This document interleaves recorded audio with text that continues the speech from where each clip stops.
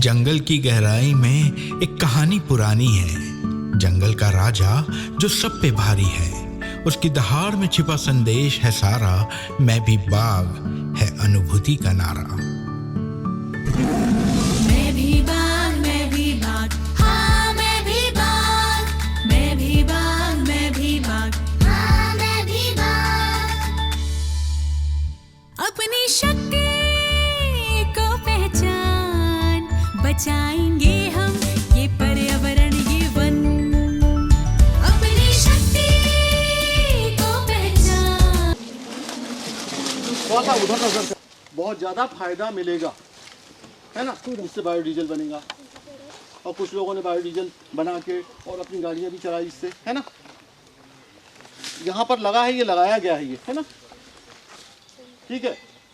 तो एक बात फिर उसके बाद में क्या हुआ, इसके बड़े बड़े प्रोजेक्ट बने, रेलवे ट्रैक के किनारे लगा और भी बहुत सारी जगह लगा, लेकिन ये क्या हुआ, असफल। क्या हुआ, असफल। जितने भी प्रोजेक्ट लगे इसमें अभी कोई डीजल नहीं, बायोडीजल नहीं बन रहा इससे, है ना, असफल हुआ सीधा सा, है ना। तो इससे क्यों असफल हुआ, ये क्यों असफल हुआ। हम लोग गांव के रहने वाले लोग हैं, है ना, इसके बारे में जानना बहुत जरूरी है। हमारे यहाँ सीताफल लगा हुआ है, सीताफल लगा हुआ है, लवा उगरी और बहुत सारे साइड में। यहाँ से ट्रकों से सीताफल जाता है, फिर ये ट्रकों से क्यों नहीं गया। इसका बीज जो होता है ना, जिससे डीजल बनता है या ऑयल बनता है, वो ट्रकों से क्यों नहीं गया। क्यों नहीं गया, इसलिए कि ये उतनी ज़्यादा संख्या में इसके पौधे नहीं है ना। खेत में अगर हम लगाने जाएंगे तो हमारी जो फसल से कहीं 1/4 भी इनकम नहीं हो पाएगी, यानी 25% भी इनकम इससे नहीं होगी, है ना। जो प्रचार प्रसार जो किया जा रहा था वो गलत था। अब इसका बायोडीजल बनता है, ये हमको मालूम है, ये उपयोगी भी है, ये भी मालूम है। तो करना क्या चाहिए, क्या है कि कोई भी मजदूर अगर मान लीजिए अपने घर से ये इसको चुनने के लिए निकला, इसको जो बीज होता है ना, बीज को चुनने के लिए, ठीक है ना, तो वो दिन भर में इतना तो चुनना चाहिए उसको कि 300 रुपये मजदूरी पड़ जाए, उसकी 250 रुपये मजदूरी पड़ जाए। अगर पता लगा उसको 50 रुपये का बीज अगर कलेक्ट कर पाए तो क्या पड़ेगा उसको, नहीं पड़ेगा ना। तो ये क्या है कि कहीं लगा है, कहीं नहीं लगा है, कहीं नहीं लगा है, ऐसा लगा हुआ है ना। अब मान लीजिए गाँव के किनारे लगता है ये, या नदियों के किनारे या कहीं पर भी लगा है, तो इसको बिल्कुल लगातार लगा के छोड़ दिया जाए, है ना। सरकार लगाए, अगर इससे ये रोजगार पैदा करता है तो तय बात है ना। तो इसको लगा के छोड़ दे। तो कुल मिला के कि अगर किसी भी गांव में ऐसे इतने से पौधे लगने से कुछ नहीं होता, है ना। ज़्यादा मात्रा में लगे तब जाके इससे फायदा होगा, क्योंकि मजदूर जब इसको तोड़ने या बिनने जाएगा तो उसको मजदूरी पड़ जाए, इतने ज़्यादा पौधे वहाँ पर होना चाहिए और इतना बीज ज़्यादा उसको मिलना चाहिए। एकमात्र कारण यह है कि जब भी कोई मजदूर इसको बिना भी होगा, पहले लोगों ने खरीदा है इसको, तो उसको 20 रुपये 25 रुपये रोज मजदूरी पड़ती है, ठीक है ना, इसलिए ये फेल हुआ। तो बांस क्या होता है भाई, कोई आवाज़ नहीं, बिल्कुल आवाज़ नहीं, ध्यान से सुनो, अच्छा जवाब दो, अच्छी सी चॉकलेट पाओ, ठीक है। हम लोग यहाँ पर इसलिए खड़े हुए, यहाँ बांस दिख रहा है हमको, है ना, बांस दिख रहा है, विशेष तौर पर। और ये देखो आप, ये दीमक आपको दिखती जा रही है, वो जो फेशियल कर रही है, दिख रहे ना, जो फेशियल कर रही है वो दीमक दिख रही है, इधर भी दिख रही है, ठीक है। बांस क्या होता है, बांस पेड़ होता है क्या, घास होता है ना। बांस जो है घास होता है, ठीक। इसकी कितनी उम्र होती है,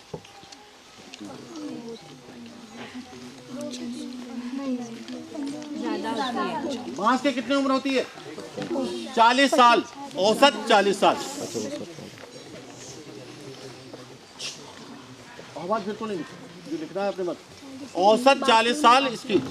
इसमें पुष्प कितने बार लगते हैं, एक बार। कब लगते हैं, कब लगते हैं, जब ये मरने को होता है तब लगते हैं इसको, है ना। जब ये इसको मरना होता है ना, उसके पहले ये एक बार पुष्पित होता है, एक ही बार पूरे जीवन काल में एक बार ये पुष्पित होता है, एक बार बीज लगते हैं। सामान्य तौर पे क्या होता है, ये सबसे बढ़िया तेज ग्रोथ, फास्ट ग्रोइंग प्लांट है ये, और 5 साल में ये पूरा वयस्क हो जाता है, ठीक है ना। 5 साल में ये फसल हम इससे बांस काट सकते हैं, ठीक है। लेकिन बांस जब काटते हैं तो हमको मतलब उसके नियम का पालन करना पड़ता है। ऐसे नहीं कि पूरे बांस काट दिए, उसमें पूरा ये जो दिख रहा है ना आपको, ये जो दिख रहा है ना पूरा आपको, ये दिख रहा है बांस, इसको पूरा क्या कहते हैं, इसको बांस भिर्रा कहते हैं, बांस भिर्रा। और अंग्रेजी में क्या कहते हैं, बम्बू क्लम्स, ठीक है। ठीक है, इसमें बहुत सारे बांस काटने योग्य जब होते हैं ना, तो इसमें वास्तव में कितने प्रकार के बांस होते हैं इस भिर्रे में? 3 प्रकार के। 1 साल वाला उसको करला कहते हैं, 2 साल वाला उसको मोहिला कहते हैं, और उसके बाद वाले जो है 3 साल से ऊपर वाले क्या कहलाते हैं? पकिया। ठीक है ना। अब इसको काटते कैसे? नहीं, ऐसे नहीं। जो देखो, करला क्या हो गया? 1 साल वाला। मोहिला क्या हुआ? 2 साल वाला। उसके बाद वाले क्या कहलाए? पकिया। तो पकिया काटते हैं। करला काटेंगे या मोहिला काटेंगे तो उसकी दलिया टोकनी सही ढंग की नहीं बन पाएगी, है ना, और वो उसकी लाइफ कम होगी, उसको जल्दी से फंगल अटैक हो जाएगा, ठीक है ना, सड़ जाएगी जल्दी वो। तो इसलिए क्या करते हैं, हम पकिया काटते हैं। अब मान लीजिए पकिया जो है वो पूरा थोड़ी काटते हैं। भिर्रा क्या होता है कि ये भिर्रा, इसको कोई सहारा नहीं होता टिकने टाकने का, है ना। तो हम लोग क्या करते हैं, भिर्रा ऐसे बड़े बड़े होते हैं, सब बड़े, अब पूरे चारों तरफ के, चाहे वो पकिया हो, चाहे करला हो, चाहे मोहिला हो, उसको छोड़ते हैं और बीच बीच में से काटते हैं। इसका एक फार्मूला है, तो फार्मूला बता ही देता हूँ मैं, वो हमारे काम का है लेकिन फिर भी बताता हूँ मैं। जितने उसमें करला रहेंगे, करला स्थायी है, जैसे हमको काटना है सितंबर में, अगस्त में, अक्टूबर में, तो उस समय देखेंगे कितने करला है, मतलब जो बरसात में निकले वो करला कितने, मान लो उसमें 5 है, तो 5 करला और 5 मोहिला, कितने हो गए? 5 और 5 10। मोहिला भी नहीं काटते, पकिया काटते, तो 5 और 5 10 हुए, तो 10 इनको तो छोड़ते ही है ना, इसके अलावा 10 पकिया छोड़ते हैं और बाकी के बांस काट लेते हैं उसको, है ना। तो वो कितने साल में काटा जाता है? ये 5 साल। जंगलों में हर 5 साल में काटते हैं इसको, ठीक है। तो एक तो ये फास्ट ग्रोइंग है, फिर इसमें एक सबसे अच्छा गुण है, ये मिट्टी के कटाव को रोकता है और बहुत अच्छा मिट्टी को बांध के रखने वाला है, फास्ट ग्रोइंग। फिर उसके बाद में अगर हम मान लो इसकी तुलना इसी के बराबर किसी वृक्ष से करें तो उससे 30% ज़्यादा ये ऑक्सीजन देता है। ऑक्सीजन देने, प्रदूषण जहाँ पर है वहाँ पर ये बांस लगाना बहुत ज़्यादा उचित है, ठीक है। तो एक तो 30% ऑक्सीजन ज़्यादा देता है और कार्बन डाइऑक्साइड भी ज़्यादा अवशोषित करता है ये, ठीक है। इतने सारे इसमें गुण हैं। अच्छा, अब एक बात बताइए कि हम जो है यहाँ पर, हमारे यहाँ जंगल से समाप्त हो चुका है बांस। उसके कारण है कि जब इसके बीज गिरते हैं तो क्या होता है कि पूरे क्षेत्र में एक साथ गिरते हैं, यानी एक साथ फूल आते हैं। जैसे मान लीजिए 100 तहसील है तो पूरे क्षेत्र में एक साथ आएंगे, है ना, फूल आ गया। अब वो एक साथ गिरेंगे तो कब गिरेंगे? मई के महीने में आते हैं फूल, बीज आते हैं, तो मई के महीने में झड़ जाते हैं, जून के महीने में बरसात होती है, तो बरसात जैसी होती है तो इसके अंकुरन होता है और ये छोटे छोटे घास के रूप में ऐसे निकलते हैं, है ना। उस समय बहुत इसका अच्छा टेस्ट होता है, तो इसको हमारे जो मवेशी मान लो उस समय में जब भी इसमें बांस में पुष्प आते हैं, फूल आते हैं, तो मैं बताया आपको कि जैसे पूरे 100 तहसील में आ गया, है ना, या फिर रामाकोना क्षेत्र में आ गया, है ना, पूरे उन जिन क्षेत्रों में फूल आते हैं उनको हम मतलब 5 साल के लिए, 6 साल के लिए प्रतिबंधित कर देते हैं। काय के लिए कि मवेशी उसमें ना घुसे, उसको क्या कहते हैं? बंदकूप बंद कर देते हैं। तो उसके अंदर क्या होता है, जब वो बंद हो जाता है तो फिर उसमें मवेशी नहीं घुसती है। मवेशी नहीं घुसती तो क्या होता है कि वो खा नहीं पाती।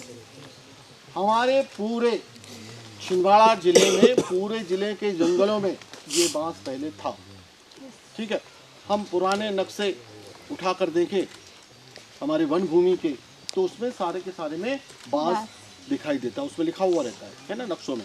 तो बांस पहले था, लेकिन हुआ क्या कि जब ये इसमें बीज गिरा होगा तो उस समय ये प्रॉपर बंद तो किए गए होंगे, लेकिन कानूनी तौर पे बंद रहे होंगे, लेकिन कानून का पालन सही ढंग से हम करवा नहीं पाए होंगे।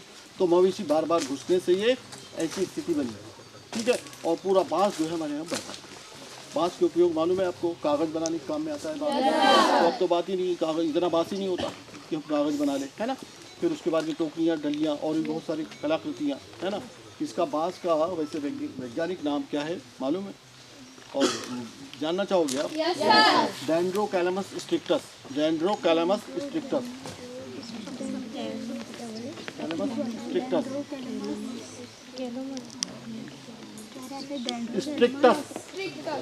स्ट्रिक्टस डेंड्रोकैलामस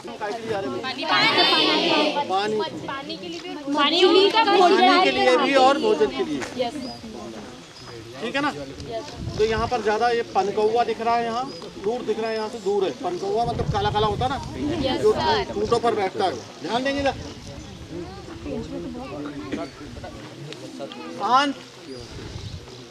अब एक बात बताइए आप, यहाँ पर अपन खड़े हैं, ये क्या डैम बना हुआ है दिख रहा है ना, और ये क्या हुआ, मैंगनीज की खदान थी पहले। तो उनको बताया होगा कि भाई खदान तो खोद लो आप, लेकिन यहाँ पर डैम बना डाल दिया, मिट्टी निकली इधर डाल दी। तो इसमें इतना बड़ा ये नाला नहीं है ना, बहुत इसका पानी जो है बहुत बड़ा नाला नहीं है कि इसके ऊपर चला जाए। कहीं वेस्टियर भी बना होगा, वेस्टियर होगा क्या, इसका वेस्टियर है कहीं? नहीं, पानी निकलने का रास्ता है क्या? नहीं, इतना पानी नहीं आता कि ऊपर चला जाए। नहीं, सामान्य तौर पर डैम में जो क्या होता है कि निकासी के लिए एक जगह होती है ना। ज़्यादा पानी आया तो, अगर मान लो ज़्यादा पानी आया और निकासी नहीं दी तो क्या होगा, इसके ऊपर से जाएगा पानी, क्योंकि मिट्टी के डैम है, एक जगह से ऊपर गिरा।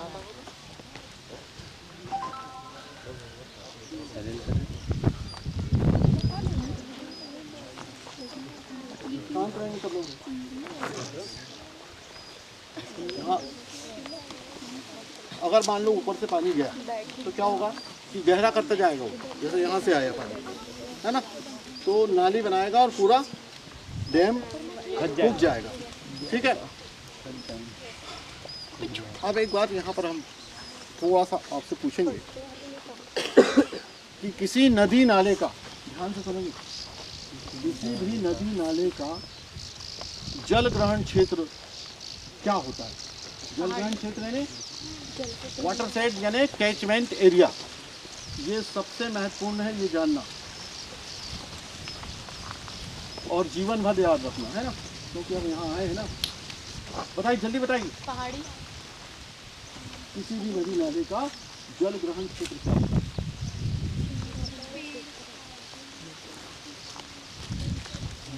कोई बता सकता है क्या?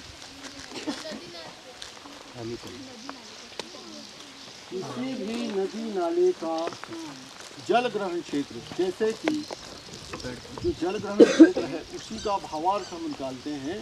तो जल ग्रहण मतलब जहाँ से वो जल ग्रहण करता हो। तो किसी भी नाले का जल ग्रहण क्षेत्र वो कहलाएगा जहाँ, मतलब उस नाले में जहाँ जहाँ से पानी आ रहा है। सरल सी बात, ये जो नाला है ये दिख रहा है ना आपको, इधर से पानी आ रहा है, वो पहाड़ से पानी, ये पूरा इसका क्या है, ये जहाँ जहाँ से पानी आ रहा है ये उसका। बड़ी बड़ी नदियों में जहाँ जहाँ से, अगर मान लो छोटे नालों का भी पानी जाता है, नदियों का भी पानी जाता है, छोटी नदियों का, तो वो सारा मिला के उसका जलग्रहण क्षेत्र है ना।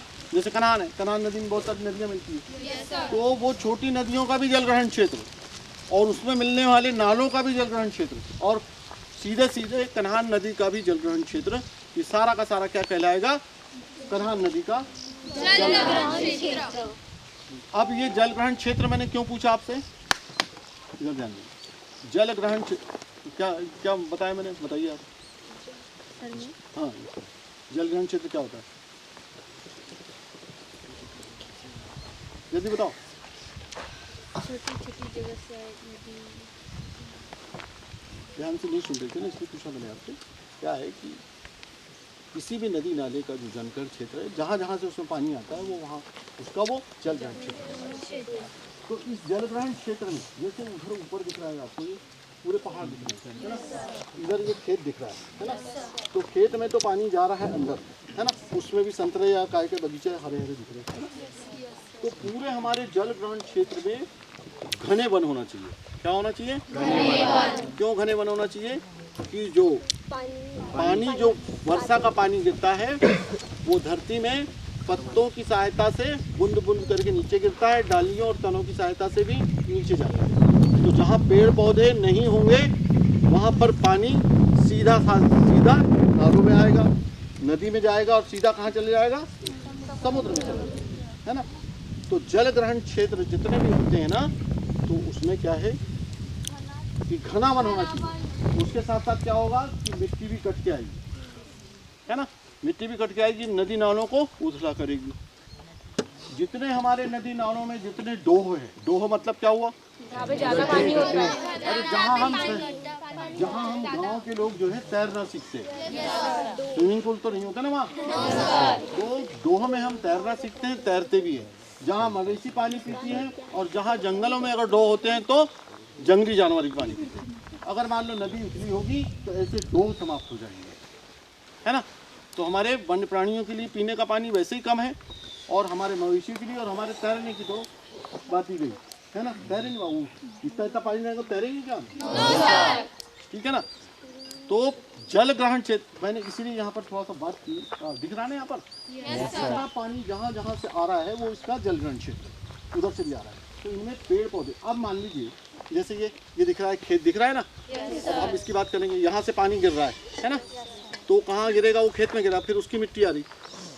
मान लीजिए उन नदी नालों में डैम बना हुआ है ना, तो क्या होगा कि अगर ऐसे जल ग्रहण क्षेत्र में पेड़ पौधे नहीं होंगे तो क्या होगा कि जो डैम होगा ना उसकी उम्र बहुत कम होगी, यानी उसकी लाइफ कम होगी, क्योंकि उसमें सिल्ट आ जाएगी और वो जल्दी भर जाएगा। फिर वही बात है कि हमको सिंचाई का पानी नहीं मिलेगा, जब जो पानी उपयोग करते हैं वो नहीं मिल पाएगा। तो अब ये वो देख रहे हैं ना आप, खेत दिख रहे, इसको उधर करना स्थायी रहेगा। तो वो खेत दिख रहे हैं, वो वहाँ पर आप देख रहे हैं जमीन देख रहे हैं, है ना, वहाँ पेड़ पौधे नहीं है, वो खेत में उन्होंने खेती कर ली है वहाँ पर देख। तो उसका क्या उपाय है भाई, अब निजी खेत वाले को तो बोल नहीं सकते कि तुम पेड़ पौधे लगा दो, है ना, क्योंकि उसकी फसल बर्बाद। लेकिन जो मेड़ है, मेड़ पे तो लगवा सकते हैं ना। तो ऐसे स्थानों पर जहाँ निजी क्षेत्र है वहाँ पर मेड़ पे पौधे लगाना बहुत ज़्यादा आवश्यक है ना।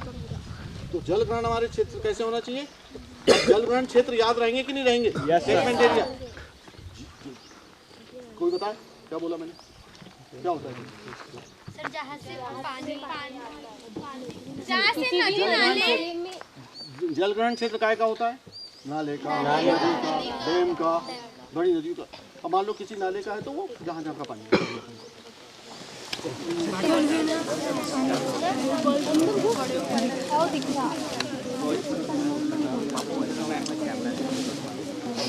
यहाँ पर ये हमको ठूट दिख रहा है, काहे का, सागौन का ठूट दिख रहा है ना। इसमें जो क्या बने हैं, ये रिंग्स बने हुए हैं, है ना। एक एक साल में कितना मोटा होता है ये बताते हैं। ये दिख रहा ना, एक रिंग, ये नजदीक नजदीक है रिंग, यहाँ दूर दूर है ये रिंग, है ना। तो कुल मिला के इससे ये पता लगा सकते हैं कि कौन से साल इसकी उम्र कितनी और कौन से साल कितना मोटा हुआ है ना। ये सब अपन रिंग गिनेंगे ना, तो इसकी एज स्पष्ट हो जाएगी कि ये बीच वाला भाग है, ये दिख रहा है ना। अब ये काटा किसने, सिर्फ वनकर्मी ने, क्योंकि उसके ऊपर में वो निशान भी है। मतलब जो है हमारे जो कुप्रभारी है वो नाकेदार साहब होते हैं, जो फर्जगार्ड होते हैं, उनने कटवाया है ना। और ये कटा कैसे है,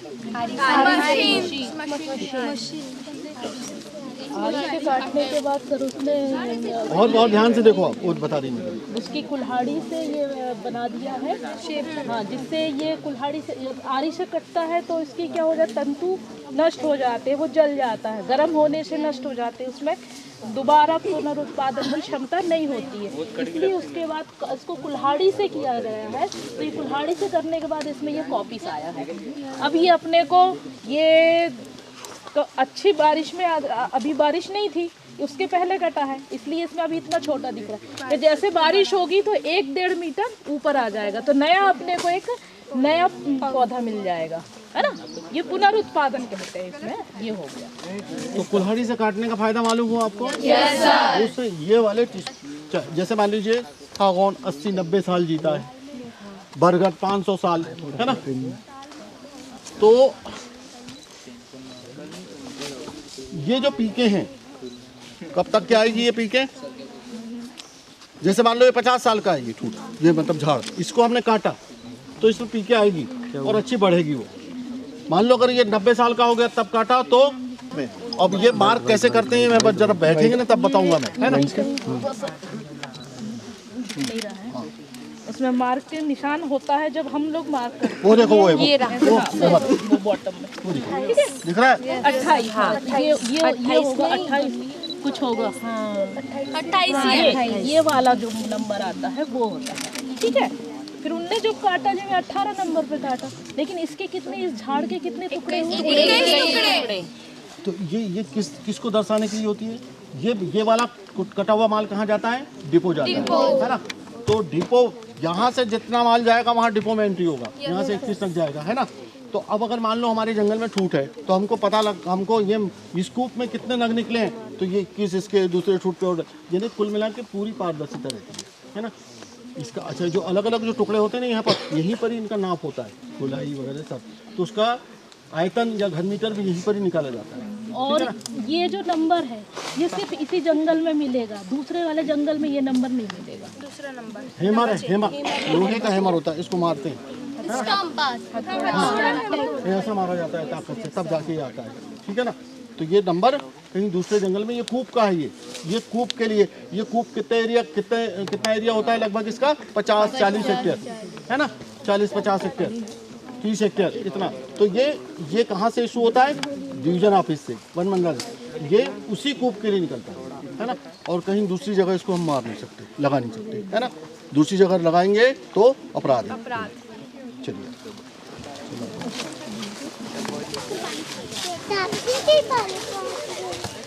आपसे पहले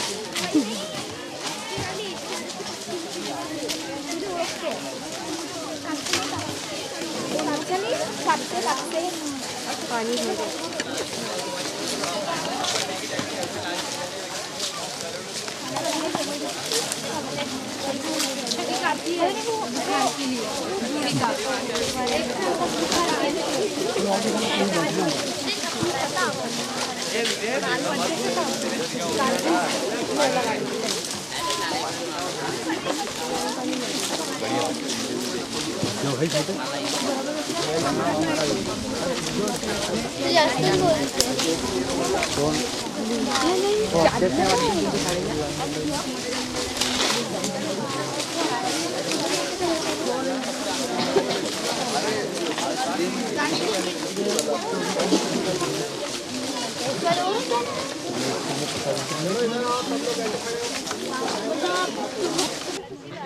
ये काल मेघ, सभी लोग पूछ रहे थे ना मैडम क्या है ये काल मेघ का पौधा है और ये हड्डी का बुखार अपना कहना चाहिए, उसके लिए बहुत उपयोगी है।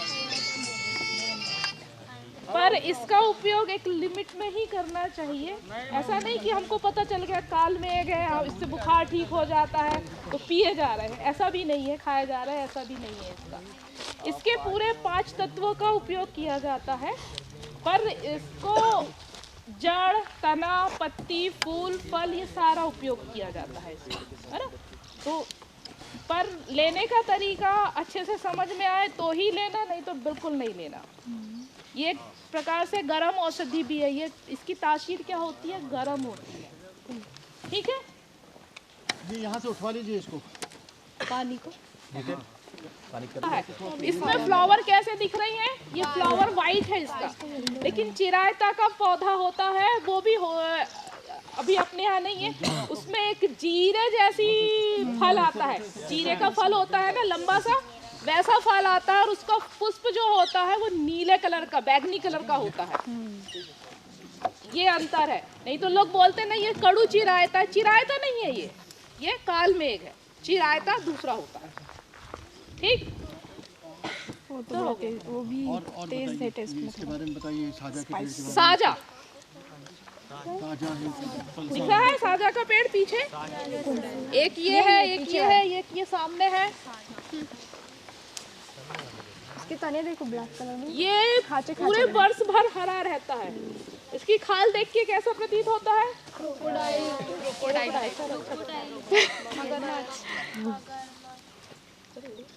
मेरे को आता नहीं है। नहीं करिए, कोशिश कर रही हूँ। बिल्कुल करिए। तो और इसका फल मई जून तक के आ जाता है। फ्लावरिंग इसकी अगस्त में होती है इसमें फ्लावरिंग, और मई जून तक इसमें फल जो है पक जाता है, इसका फल है ना। और इसका कोहा के फल के जैसा ही इसका फल होता है, पर इसका आकार थोड़ा बड़ा होता है, कोहा के फल का आकार थोड़ा छोटा होता है। और ये सभी प्रकार के जंगलों में पाया जाता है साझा। पर कोहा अपने कहाँ पाया जाता है? नदी नालों और पानी वाले क्षेत्रों में पाया जाता है। नदी नाले के किनारों में और पानी वाले क्षेत्रों में कोहा अर्जुना जो पाया जाता है वो वहाँ पाया जाता है, ठीक है। और ये ज़्यादातर इसको सबसे ज़्यादा नुकसान कौन पहुँचाता है साझा को, पता है? मवेशी वाले सबसे ज़्यादा नुकसान पहुँचाते हैं इसको। क्या, इसकी पत्तियाँ मवेशी खाती है, ठीक है। और इन लोग क्या करते हैं, जंगल झाड़ पे खड़े होकर उसकी डगालें छील देते हैं। वो दिख रहा है साइड में, उसकी डगालें छील दी है। तो उसमें क्या हो गया, अपना एक नुकसान क्या हुआ, एक तो डगालें कट गई उसकी पत्ती वाली, नई पत्ती वाली, उसमें पुष्पन होगा ही नहीं। जब उसमें पुष्पन नहीं होगा तो नया फल नहीं आएगा, फल नहीं आएगा तो नया पौधा नहीं बनेगा। तो उसने क्या कर दिया, उसको पूरी तरीके से खत्म कर दिया। अब एक झाड़ खड़ा है, लेकिन जब उसमें फूल नहीं फलेंगे, फल नहीं लगेगा, तो वो नया पौधा नहीं देगा। और इसका जब नया पौधा गिरता है, बारिश के पहले जब गिरता है, तो बारिश आती है, बारिश हवा के साथ वो उड़ जाता है, दूर दूर तक फैल जाता है। हवा क्या करती है, बीज का पूरे क्षेत्रों में क्या करती, किसान जैसे बोता है ना, ऐसे हवा फल को बो देती है, हवा के साथ पूरे फल उड़ के चले जाते हैं। और जब ऊपर से पानी आता है तो ये दब जाते हैं, तो इनमें क्या होता है, अंकुरन आ जाता है। अंकुरन आ जाता है तो नए पौधे होते हैं। तो मवेशी अगर इसको ये कूप जो बन गया है, और ये कूप प्रतिबंधित क्षेत्र में है, आने वाले साल में यहाँ पे मवेशी का प्रतिबंधित हो जाएगा। लेकिन लोग चरवाहे क्या करते हैं, चोरी से, धोखे से, धीरे से अपने मवेशियों को डाल देते। नया पौधा आया उसको भी वो नष्ट कर देता है। अंकुरन से नया पौधा आया, मवेशी चल गई उसके ऊपर से, या उसने खा लिया उसको, तो वो वैसे ही खत्म हो गया। तो इसकी वजह से ये क्षेत्रों को प्रतिबंधित किया जाता है। आप लोगों के क्षेत्र में भी मवेशी वाले होंगे तो कृपया उनको भी कहें कि प्रतिबंधित क्षेत्र किया है तो उसमें ना जाए। 4-5 साल के लिए, 5 साल के लिए प्रतिबंधित किया जाता है ना। अपनी प्रकृति क्या हो गई है, यहाँ पे खराब हो गई है। अब इसको कूप निकासी कर लिए तो इसमें नया पौध लगाएंगे। जैसे ये अभी साइड में आप देख रहे हो गड्ढे बने हुए हैं, है ना, इसमें ये गड्ढों में नया पौधा लगाया जाएगा। ये बांस के लिए बनाया गया है वैसे। तो इसको पूरी तरीके से अपने को प्रतिबंधित करने का तरीका ये है कि इस क्षेत्र को अपने को पुनर्जीवित करना है। एक प्रकार से अपन एक छोटी सी भाषा में बोले तो, एक शब्द में बोले तो, इसको पुनर्जीवित करने के लिए, इस क्षेत्र का ट्रीटमेंट करने के लिए, उपचार करने के लिए इसको प्रतिबंधित किया गया है। हम नए पौधे लगाएंगे। और अगर साजा, कोहा और दूसरी चीज़ों की प्रजाति के शीशम वगैरह के बीज भी हवा के साथ उड़ के दूर तक जाते हैं। सागौन का सबसे पहले बेलाएं, वो रस्सी बनाई जाती थी, ऊंची बनती थी, और जो गेहूं के बोझे होते हैं ना, बंडल, उससे बांधा जाता था। फिर उसके बाद में इसका जो फूल है उससे हर्बल कलर बनता है। कौन सा? ऑरेंज कलर, केसरिया, होली में आते हैं, है ना, तो वो होता है। फिर उसके बाद में इससे गोंद निकलती है। क्या निकलती है? गोंद। वो गोंद, उसका नाम क्या है? कमरकस, है ना। वो लड्डू में उपयोग होती है कमरकस, और बहुत ज़्यादा मतलब ताकतवर होती है ये, जो डिलीवरी वाली महिलाओं को जो लड्डू में इसको मिला के दिया जाता है, ठीक है। तो इसके तो, और एक और क्या है, इसमें लाख का कीड़ा भी आता है। कुसुम में आता है, बेर में आता है, इसमें आता है ना। लाख की चूड़ियाँ बनती है ना, लाख उत्पादन के लिए बेर, कुसुम, पलाश, है ना। अब ये हो गया। इसका जो बीज होता है वो चपटा, अपना जैसा दूध मोगरा वो होता है ना, चपटा सा होता है, बड़ी सी फली होती है, सेम फली होती है, लेकिन बहुत चपटा सा बीज होता है। और आयुर्वेद में इसका इस्तेमाल कृमिनाशी के रूप में होता है। कृमि जो पेट में छोटे बच्चे होते हैं ना, जो बहुत मीठा खा लेते हैं और कृमि हो जाती है पेट में, उनके कीड़े हो जाते हैं, उनको मारने के लिए वो लोग आयुर्वेद में करते हैं, उनकी मात्रा उन्हीं लोग बता पाएंगे, अपने को उपयोग नहीं करना है। बताने से निकलता है ना। अब चलिए अपन यहाँ पर आए। अब ये देखिए आपको कोई पीला पीला कौन सा दिख रहा है, वो फटाफट अपन मूल मुद्दे पे अभी आए नहीं है, जिस कारण से हम बैठे हैं, है ना। वो क्या दिख रहा है, पीले पीले जो दिख रहा है, पत्तियाँ दिख रही है, बिरिया बिरिया दिख रही है ना। बिरिया क्या होता है कि जंगल में हम लोग चलते हैं ना, तो मच्छर अगर काटते हैं तो वैसे हम इसको मल लें, उसको ऐसा तो पत्तियों को रगड़ लें तो मच्छर नहीं नहीं अब ध्यान से, अब सब लोग आप सुनो। एक तो ये कहाँ है धौड़ा, ये है ना, जिसमें पट्टा लगा धौड़ा का भी गोंद निकलता है ना। तो अब देखिए ये तो बाउंड्री मार्क है ना, कूप की बाउंड्री है, ठीक। धौड़ा से भी गोंद निकलता है, बहुत महंगा बिकता है और बहुत अच्छा होता है। इसको भी लड्डू में मिलाया जाता है। एक कुल्लू से भी निकलता है, कुल्लू होता है ना सफ़ेद सफ़ेद, जो भुताहा पेड़ बोलते हैं, तो चमकता है जंगल में, जंगल ब्यूटी भी बोलते हैं, हाँ जंगल ब्यूटी, केला फॉरेस्ट भी बोलते हैं उसको, है ना। तो ये सब चीज़ें ये दोनों पेड़ों से निकलता है। तो आजकल क्या हो रहा है मालूम है आपको, इससे नेचुरल गोंद निकलता है, कैसा, प्राकृतिक रूप से कली कली। और उससे कैसे निकलता है, कट लगाने से निकलता था, किसमें, कुल्लू में। तो कुल्लू को क्या हुआ कि लोगों ने इतने कट मारने लग गए, उसको कट मतलब लगभग 6 इंच खांचे बोलते हैं, 6 इंच लंबा और 1.5 इंच चौड़ा और 1 इंच गहरा। तो वो ज़्यादा मारने लगे, तो उससे क्या हुआ कि कुल्लू के झाड़ नष्ट हो गए। तो अब आप लोग